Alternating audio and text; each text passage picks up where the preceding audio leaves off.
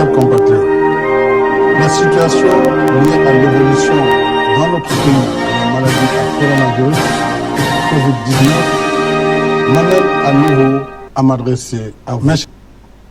Cette maladie, apparue en décembre 2019, est devenue une pandémie, c'est-à-dire une épidémie à l'échelle mondiale. Les chiffres parlent d'eux-mêmes. À la date d'aujourd'hui, le Covid-19 a envahi plus de 140 pays, dont le Sénégal. Le nombre de personnes infectées s'élève à plus de 340 000. À ce jour, le Covid-19 a tué plus de 15 000 personnes, plongeant des familles entières dans le deuil et le désarroi. Ce moment est inédit dans l'histoire de l'humanité. Voilà que l'infiniment petit fait trembler le monde entier de façon brutale, rapide et massive, ignorant les frontières, frappant sans distinction pays riches comme pays pauvres et sans égard pour le statut social des uns et des autres. Gouvernants et gouvernés, riches ou pauvres, personne n'est à l'abri du Covid-19. Depuis 3 mois, une véritable guerre mondiale s'est déclenchée contre cet ennemi commun. Notre pays n'est pas en reste. Ce soir, mes pensées vont d'abord aux malades du Covid-19. Je leur exprime toute mon affection et mes vœux de prompt rétablissement. J'encourage le ministre de la Santé et de l'Action sociale et l'ensemble de ses équipes dans la tâche difficile qu'ils mènent de jour et de nuit. Un personnel médical et paramédical dévoué est au front d'une lutte sans merci contre le Covid-19 pour notre salut. À tous ces braves hommes et femmes, je renouvelle mes remerciements et mon soutien dans ce combat risqué contre un ennemi vicieux, mortel et invisible à l'œil nu. Je salue nos forces de défense et de sécurité, ainsi que toutes les bonnes volontés mobilisées dans la lutte contre le Covid-19. J'exprime ma gratitude à toutes les forces vives de la nation, classe politique, majorité et opposition réunies, mouvements citoyens, partenaires sociaux, secteur privé, guides religieux et coutumiers et citoyens. Vous êtes nombreux à soutenir l'élan national de riposte contre le Covid-19. Depuis l'apparition du premier cas, le 2 mars dernier, le gouvernement a mis en place un plan de contingentement en cours pour endiguer la progression de la maladie. Mais de toute évidence, nous n'y sommes pas encore parvenus. Au contraire, d'un premier cas déclaré le 2 mars, nous en sommes aujourd'hui à 71 malades sous traitement dans les 4 arrondissements de Dakar, ainsi qu'à Mbao, Yeumbeul, Guédiawaye, Rufisque, Touba, Mbour, Thiès, Popenguine, Saint-Louis et Ziguinchor. 1561 personnes en contact avec la maladie sont présentement suivies et seront désormais confinées dans des réceptifs hôteliers par le ministère de la Santé et de l'Action sociale. L'épidémie qui était confinée à un seul foyer s'est étendue à d'autres localités du pays. C'est dire que le virus gagne du terrain. J'ajoute qu'à ce jour, il n'y a ni vaccin, ni médicaments homologués contre le Covid-19. Ce soir, mes chers compatriotes, et je vous le dis avec solennité, l'heure est grave. La vitesse de progression de la maladie nous impose de relever les niveaux de la riposte. À défaut, nous courons un sérieux risque de calamité publique. En conséquence, en vertu de l'article 69 de la Constitution et de la loi 69-29 du 29 avril 1969, à compter de ce soir à minuit, je déclare l'état d'urgence sur l'ensemble du territoire national. Le gouvernement, les autorités administratives et l'ensemble des services de l'État concernés prendront toutes les dispositions nécessaires à l'application sans délai du décret sur l'état d'urgence. J'ordonne les forces de défense et de sécurité de se tenir prêtes en vue de l'exécution immédiate et stricte des mesures édictées sur l'étendue du territoire national. Conformément à la loi sur l'état d'urgence, ces mesures donneront en particulier aux autorités administratives compétentes le pouvoir de réglementer ou d'interdire la circulation des personnes, des véhicules ou des biens dans certains lieux et à certaines heures. D'interdire à titre général ou particulier tout cortège, défilé, rassemblement et manifestation sur la voie publique. D'ordonner la fermeture provisoire des lieux publics et lieux de réunion.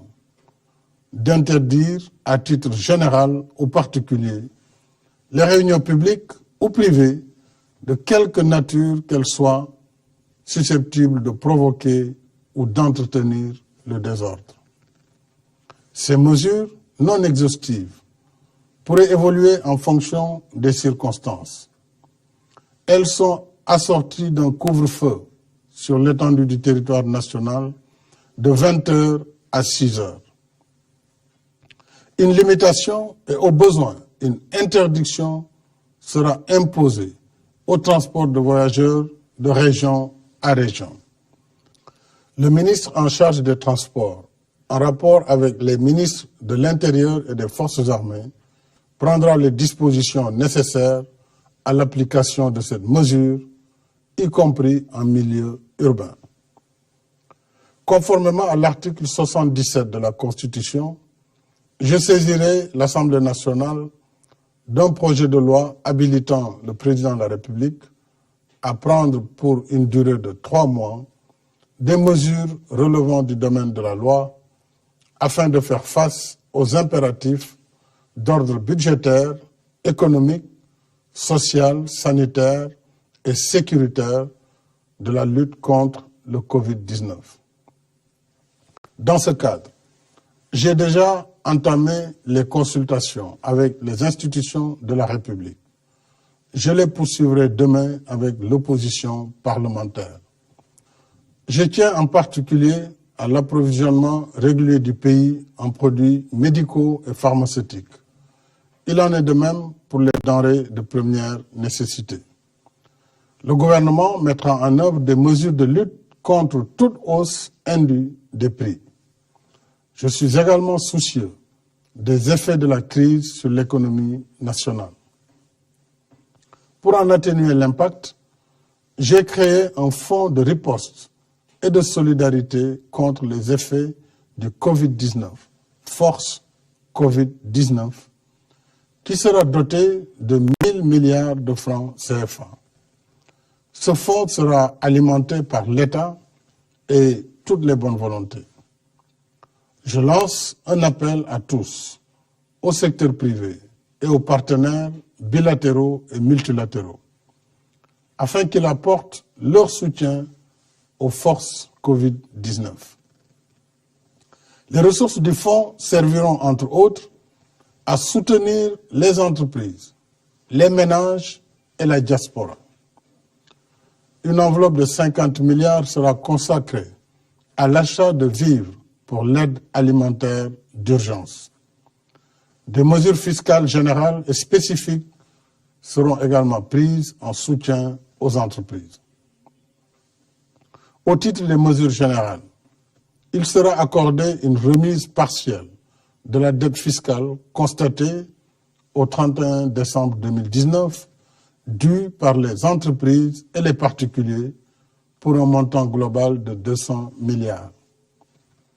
S'agissant des mesures spécifiques, elles bénéficieront aux secteurs les plus touchés par la crise du Covid-19, en particulier l'hôtellerie, la restauration, le transport et la culture. Ces mesures seront également étendues à la presse, compte tenu des changements induits dans ces grilles de programme et du rôle de service public qu'elles jouent dans le contexte de la crise. Les ministres en charge des finances et de l'économie prendront les dispositions nécessaires à l'application de ces mesures. Mes chers compatriotes, l'état d'urgence que je déclare aujourd'hui n'est pas une fin en soi. Il ne s'agit pas non plus d'arrêter l'activité économique. Il répond à un péril imminent si nous ne redoublons pas d'efforts. Face au péril, l'état d'urgence nous donne les moyens de renforcer nos rangs et d'intensifier nos efforts de lutte pour vaincre notre ennemi commun. Je rappelle que le virus porteur de la maladie ne se déplace pas de lui-même. Il circule à travers les personnes qui le portent, qui le déposent dans différents endroits et qui le transmettent ainsi à d'autres. Par conséquent, en limitant nos déplacements et nos rassemblements, nous arrêtons la circulation du virus. Si nous le faisons, nous avons la chance de gagner le combat contre le Covid-19. Par contre, et je vous le dis avec insistance, si nous continuons de faire comme si de rien n'était, le virus va se propager de façon encore plus massive et plus agressive. Et malgré leur dévouement, nos personnels de santé seront alors débordés et ne pourront plus contenir la situation. C'est le pire des scénarios. Nous ne le souhaitons pas. Alors, j'en appelle à une prise de conscience nationale sur la gravité de la situation. J'en appelle à la responsabilité de chacun et de chacune. J'en appelle à l'esprit citoyen et patriotique de toutes et de tous. Limitons nos déplacements. Évitons les rassemblements de quelque nature qu'ils soient. Il y va de notre propre santé et de notre propre vie. Il y va de la santé et de la vie de nos familles et de nos communautés. Mobilisons-nous, mes chers compatriotes. Ne laissons au virus ni la vie, ni nos vies. Il y va de notre salut. Il y va du salut de la nation. Bonsoir.